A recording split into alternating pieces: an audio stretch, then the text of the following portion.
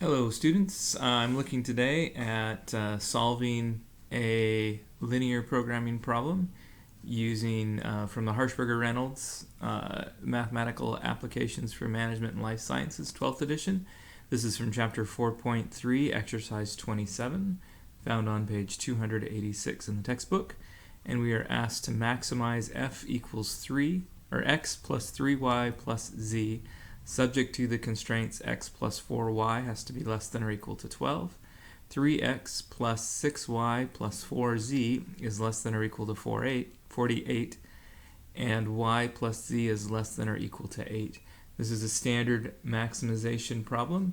All of our constraints are of the form less than,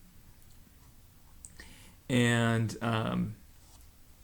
all of the constraints are the form less than, and we also have the default constraints that x has to be greater than or equal to 0, y has to be greater than or equal to 0, and z has to be greater than or equal to 0. Those aren't specifically mentioned here in this problem, but those are always the assumption that we're working with there. Okay, so what I'm going to start with is I need to convert this into the simplex tableau. I'm going to add slack variables so that my inequalities become equalities. So I'm going to introduce an s so that x plus y plus s is actually equal to 12. I'm going to get a new variable s. S is greater than, it can have any value greater than or equal to 0.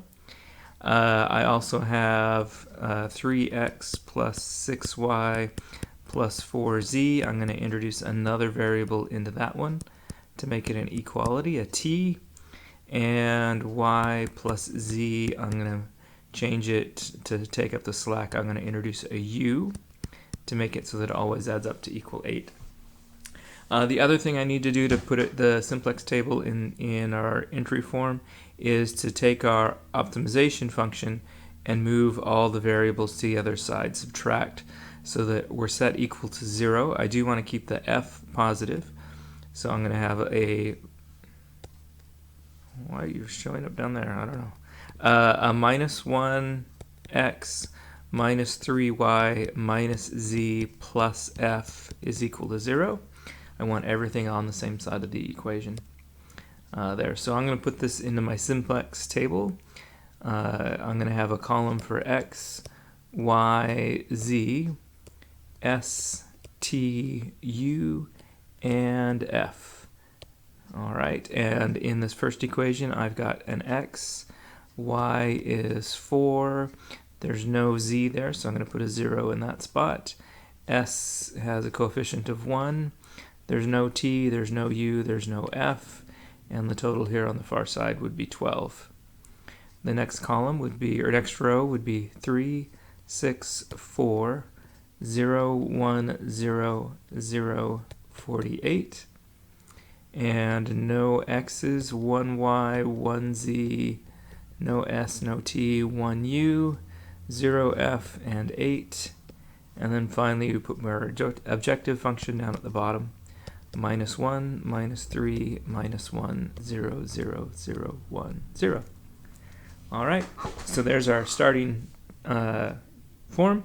We're going to choose our pivot column, the one with the smallest number in it, the largest negative, smallest overall number is going to give us our column, so we're going to be working with the y column to start with.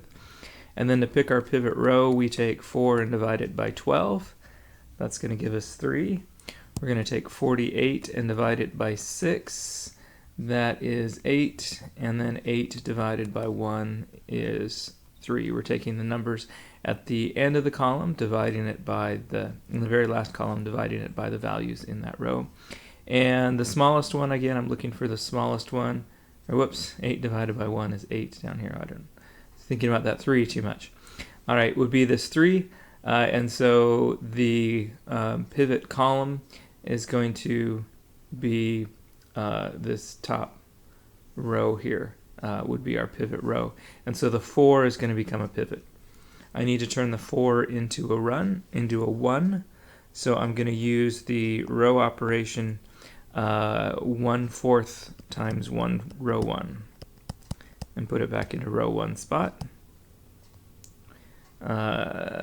So do we want to work with decimals or do you want to work with fractions? I'm going to start with fractions to start off with.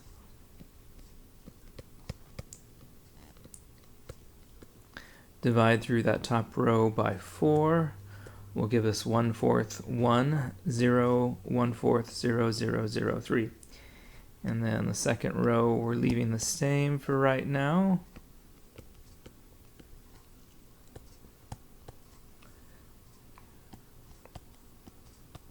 And same with the third row. And the objective function stays down here. All right. And so now what I want to do is, again, this 1 here is my pivot. I need to use that pivot to create zeros below it. So I need to do 3 different row operations. I can take -6 times row 1, add it to row 2, put it into row 2 spot. I can take -1 times row 1, add it to row 3, and put it into row 3 spot. A -1 and a +1 will make 0. And then finally I want to do 3 times row 1, add it to row 4, and put it into row 4 spot. So I'm going to do all of those kind of at once. And that top row will, I'm manipulating it as we go along, but I'm going to leave the values the same. In the end, it's going to stay the same. So I need to take -6 times 1/4 and add it to 3. -6/4 is -3 halves. -3 halves plus 3 is 1.5 or 3 halves. -6 plus 6 is 0, like we expect. -6 times 0 plus 4 stays 4. -6 times 1/4 would be -6/4, or -3 halves, plus the 0 is going to be 0.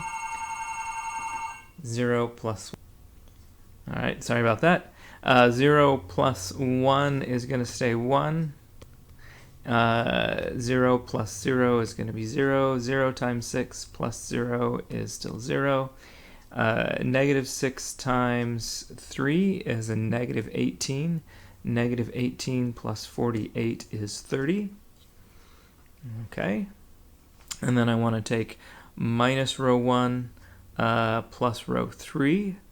So a -1/4 plus 0 would be -1/4. -1 plus 1 gives us 0. -1 plus 1 is going to stay 1. -1/4 plus 0 is going to be -1/4. 0 plus 0 is 0. 0 plus 1 is 1. 0 plus 0 is 0. -3 plus 8 should be 5. And for the bottom row, I want to multiply by 3 and add. So 3/4 plus -1 would be 1/4. -1/4. -3 and a +3. Whoops, it's +3. Yeah. So 3 plus -3 would be 0. I'm multiplying by +3 over here. 3 plus -1 stays -1. 3/4. 3 times 1/4 is 3/4, plus 0 is 3/4. 0 plus 0 is 0. 3 times 0 plus 0 is 0. 3 times 0 plus 1 stays 1. 3 times 3 is 9. Add that to 0, we get 9 there. All right, so we've got the first pivot done. It looks like we are not at the ideal solution because there are still zeros in the bottom row. And so I'm going to pick the column with the largest negative in it, or the smallest number technically. Overall, it would be -1. And then I want to divide over here on the far side by the values in that column. 3 divided by 0 is undefined. What I'm going to do is just ignore that row result there. 30 divided by 4 is 7.5, 7.5. 15 over 2. And then 5 divided by 1 is 5. And so the smallest number there that's defined, I'm going to again ignore that first undefined value, is the 5. So My pivot then would be the one right there where the third row and the third column meet up there. Oh, and it's already a 1. Great. So I can just do operations to create zeros above and below it. I already have the 0 in the first row, so I don't have to do anything to the first row.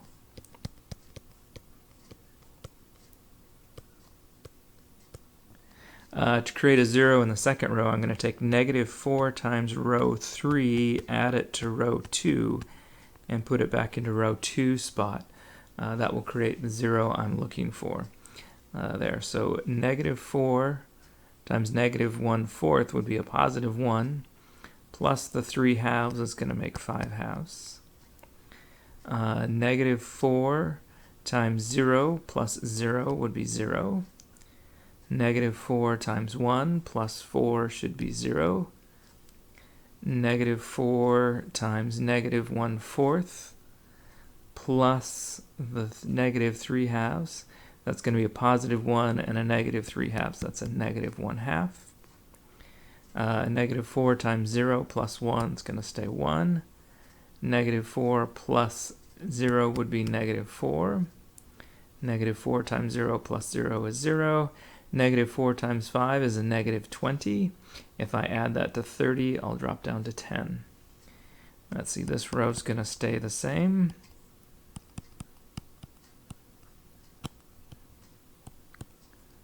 And then I need to create a 0 on the bottom row, and I can just do that by taking row 3. I have to work with row 3, my pivot row. And I'm going to add it to row 4 and just put it into row 4 spot. So -1/4 plus -1/4 is -2/4, or -1/2. 0 plus 0 is 0. 1 plus -1 is 0. -1/4 plus 3/4 is 2/4, or 1/2. 0 plus 0 is 0. 1 plus 0 is 1. I'm just adding these two rows again together. 0 plus 1 is 1. 5 plus 9 makes 13. No, 14. I can add. Okay, so we're getting close, but I'm not quite there yet. I still have a negative down here in the bottom row. I've got to do a third pivot here. And to find out what I need to pivot, I need to do some division. I want to take the values at the end, divide them by the numbers in the pivot column that I'm looking at. So 3 divided by 1/4. Remember, you got to flip that over and multiply. That's actually going to give us 12. 10 divided by 5 halves would be 10 times 2. We're going to flip over this and multiply. 20 divided by 5 is 4. So that's a 4 there. And then 5 divided by -1/4 is actually a -20, but we ignore the negative values. So anything that's negative, we're just going to ignore there. We don't want to deal with that one. That's going to be outside of our reasonable region. And so our smallest value here is the 4 here in the second row. So the pivot would be that 5 halves there. So I want to turn that 5 halves into a 1. If you multiply by the reciprocal, if you just flip over that fraction and multiply, you'll end up with 1. So I'm going to take 2/5 times row 2 and put it into row 2 spot. So let's do that operation to start with.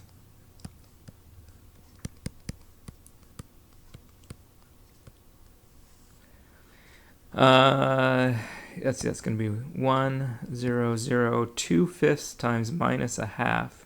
Well, let's see, the 2's will cancel. You've got 1 on top and 1 on the bottom. You should get -1/5 when we're done there. 2/5 times 1 is 2/5. 2/5 times -4 would be -8/5. 2/5 times 0 would be 0. 2/5 times 10 is going to be 4. I'm going to divide 10 by 5 and then multiply it by 2. Would be 2 times 2, 4. All right, and let's just keep this row in here. And the bottom row for now.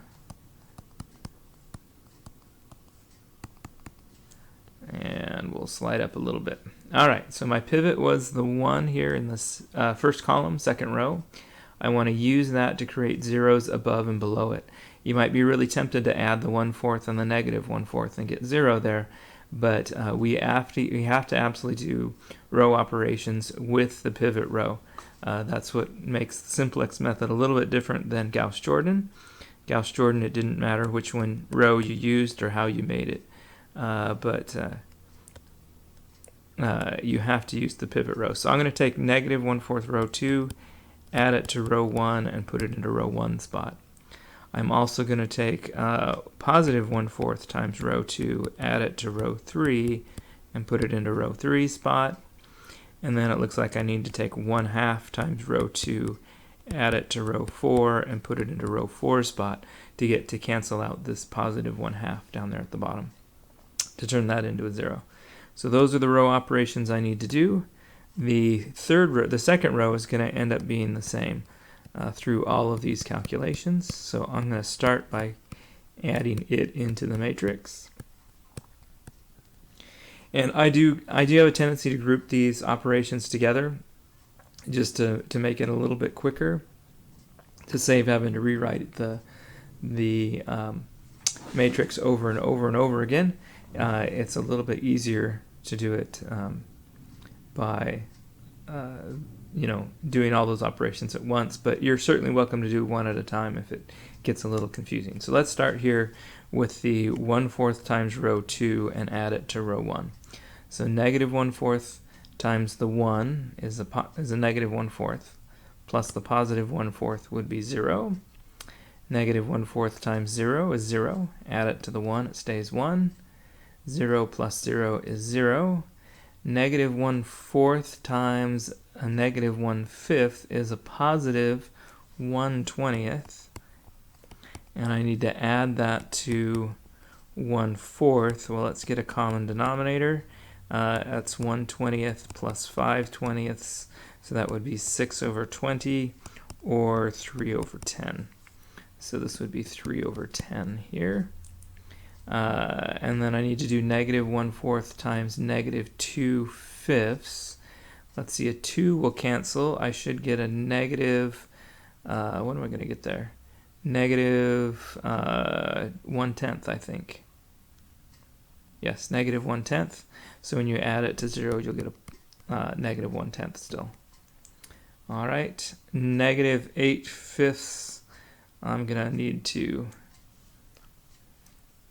where's my drawing thing, my pen here. Let me erase some of this little scribbles over here, and then go back to my pen.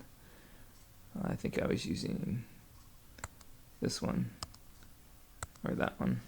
We'll do that one. We'll see how it works.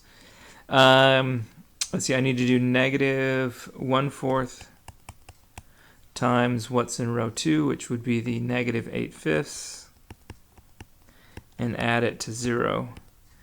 Let's see, I can do a little cross cancellation here. The 4 and the 8 will reduce down to a 2, so it would be negative 2/5. No, it should be a positive 2/5. So I've got a negative times a negative there. Okay. And then 0 plus 1. How did that become a 1? That shouldn't be a 1, that should be a 0.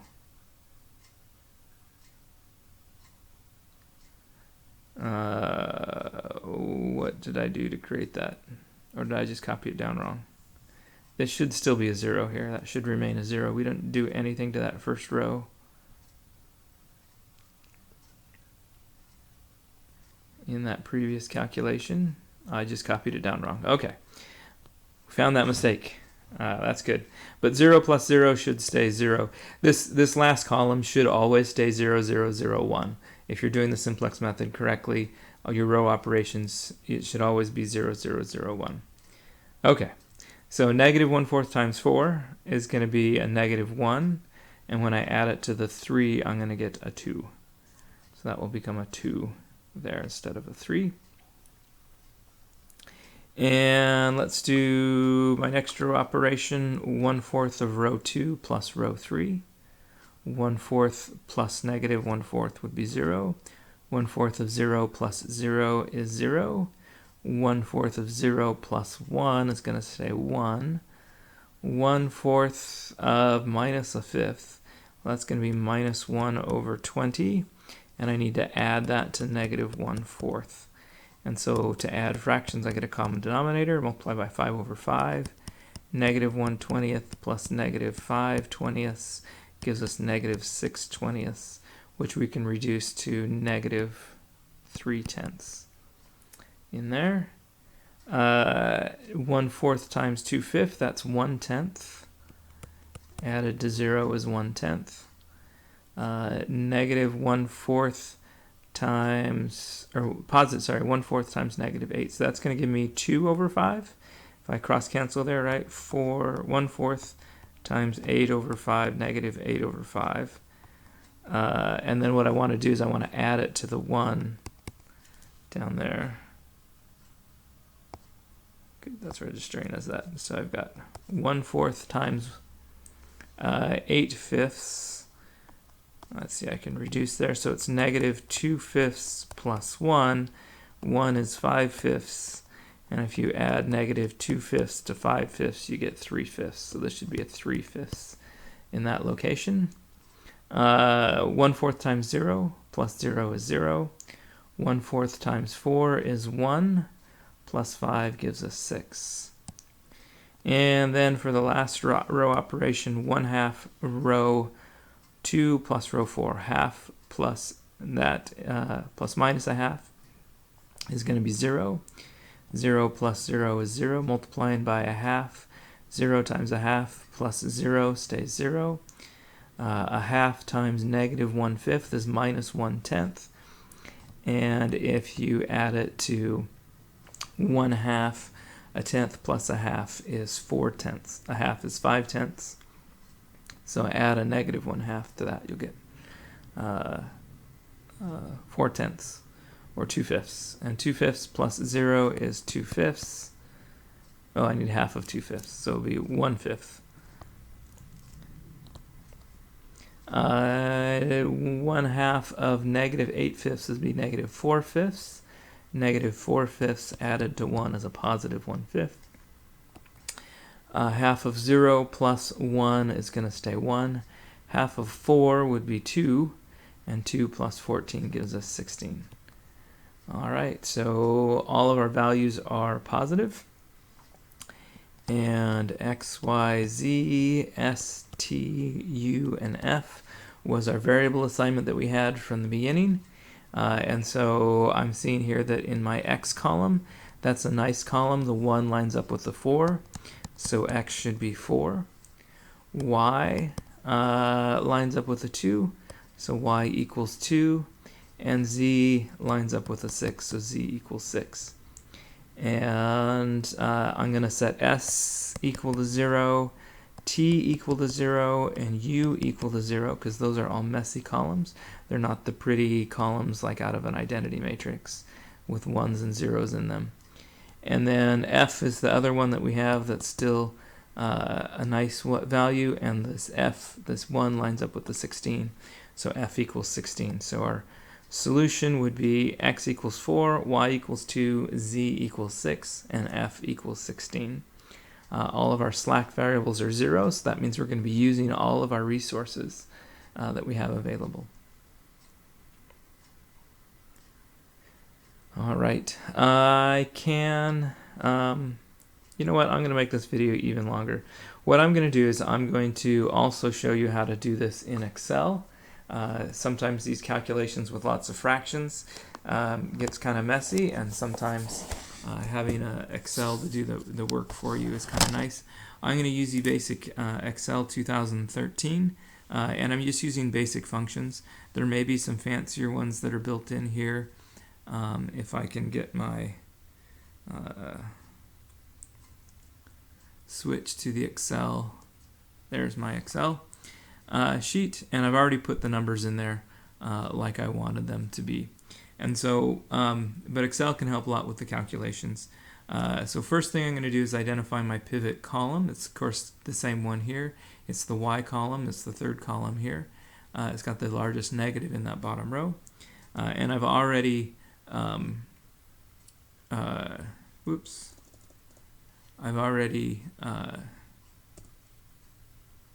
typed in the matrix that we've had from this same problem.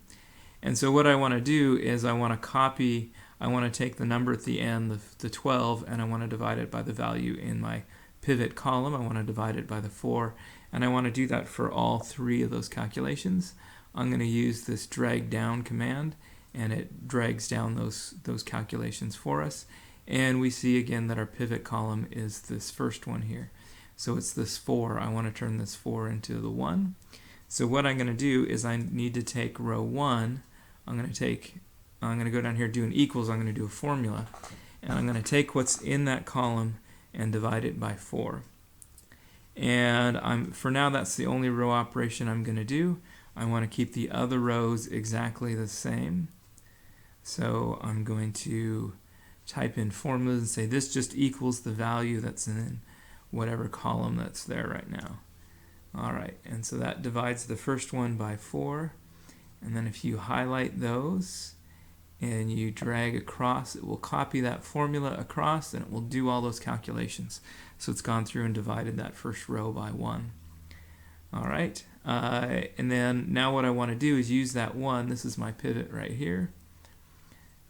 Let's highlight it here just to show it. And what I need to do is create zeros underneath that. So I'm going to keep this first row the same. I'm going to use the equals to, and then that value, I'm going to keep it the same. To create the 0 in the second row, what I want to do is I want to take -6 times what's in row 1 and add it to row 2. Okay, and this is a little weird because I'm doing it in the very first row so I can copy that formula across. It's not what I necessarily want to do. You know, in this, well, I want to do it in this column, but I have to do it in this first column to make it copy through. All right, so let's do -1 times row 1 and add it to row 3 to create the 0 in the second row. And let's do equals 3 times row 1 and add it to what's in row 4. And that should create the zeros there. So this should, as I copy this formula across, it should fix the middle row for us. And let's see if it does that. Yep, it does fix that second column, made our pivot right where we wanted it to be. All right, but again, I'm not done yet. I still have a negative down here in my objective row. So I want to look at my pivot column. It's going to be this column here. It has the largest negative in it. That would be the Z column, I believe. And then I want to divide. I want to take what is in the last column and divide it by what is in the column that I'm dealing with. I am going to get a divide by 0 error there because I'm trying to divide by 0. But as we mentioned, doing the problem by hand, we just ignore those values. And actually, I don't need this bottom one there. So I've got the smallest of these would be the 5, the 7.5 and the 5. The smaller of those two is the 5. So I come back here, and my new pivot is this one. This one here. We'll just use that color. That's kind of we'll use this color to highlight it. So that's going to be my 1. I want to use that 1 to create zeros above and below that 1 and fix up that column. I don't have to do anything to the first row, so let's just let the first row equal the first row. The second row is 4. I want to do -4 times row 3 here and add it to row 2. That will give me a -4 plus 4 to get 0 there. But again, I'm doing it over here on the first column, so I can drag that formula across, and I don't have to do anything with it. My pivot row is going to stay the same, so I'm just going to say equals A14, A14 there, keep that the same. And then I need to add these last two rows together to get a 0 in the bottom row there.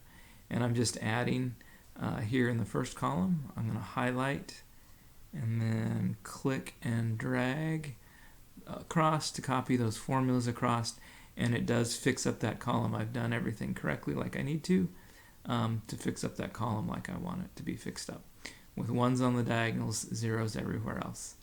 And I'm not done. I still have a negative here in the bottom row, and so I have to do another pivot. I've got one more pivot to do. Again, you want to take the value in the last row and divide it by whatever is in your pivot column.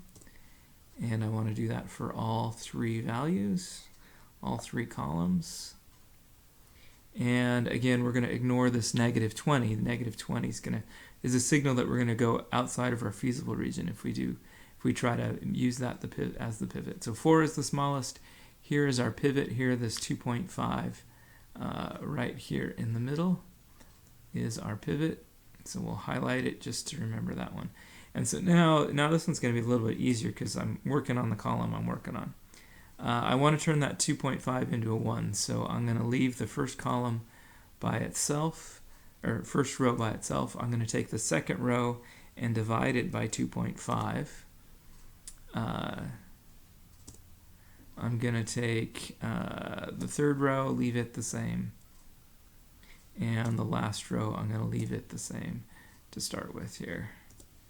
All right, to get the 1 in the right spot. And now I need to create the zeros.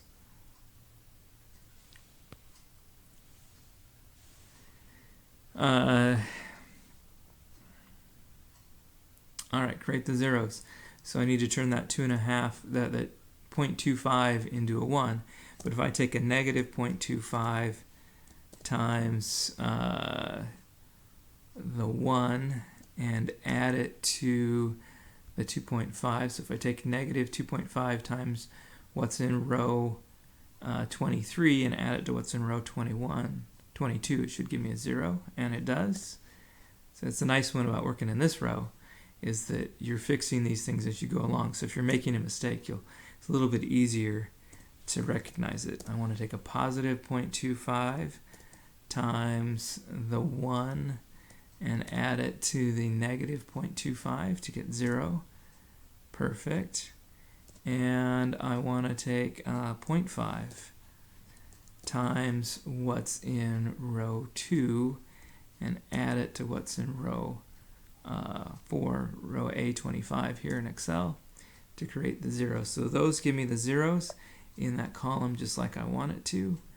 And we can copy and drag across, and Excel will do all the math for us. We'll figure everything out, and it looks like we have no more negatives, so we're at the ideal solution. And if you scroll to the top here, you'll see, well, I'm not letting you scroll to the top.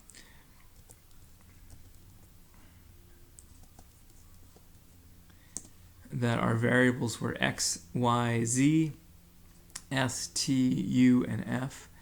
The x column has that nice column with 1s and 0s in it, and the 1 lines up with a 4 way over here on the right.